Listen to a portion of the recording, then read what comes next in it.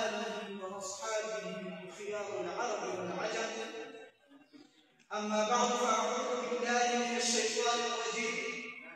بسم الله الرحمن الرحيم. قال الله تبارك وتعالى في كلامه المجيد وفرقانه الحميد: إنا أنزلناه قرآنا عربيا لعلكم تعقلون. وقال النبي صلى الله عليه وسلم: أحب العرب الثلاث لأني عربي والقرآن عربي ولسان أهل الجنة عربي. يا أيها الإخوة، اليوم موضوعنا في هذه الحفلة الميمونة هي فضيلة اللغة على سائر اللغات. هذا أظهر من الشمس، لأن ديننا أنزل في اللغة العربية. يا إخوتي الكرام، نشأت اللغة العربية قبل الإسلام في جزيرة العرب، وكانت العرب قبائل متفرقة، وكانت لبعض القبائل رجال خاصة لها، وكانت الاختلافات قليلة من تلك الرجال.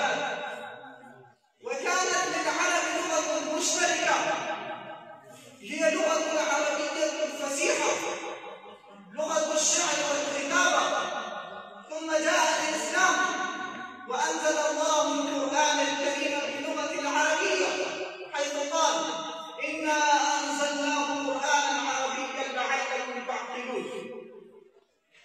يا أيها الإخوة، فالعربية لها شأن كبير ومقام عظيم في العالم، فالواجب على المسلمين أن يهتموا بها وأن يحبوها وأن يتكلموا بها وينتشروها في العالم.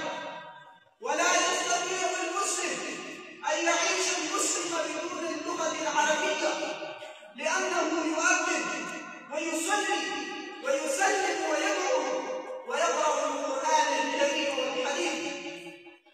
يا أيها الإخوة، المسلمون اليوم أشد حاجة إلى اللغة العربية، لأن العلاقات والروابط الإسلامية والسفاراتية قد تواصلت بين باكستان والدول الخليج العربية.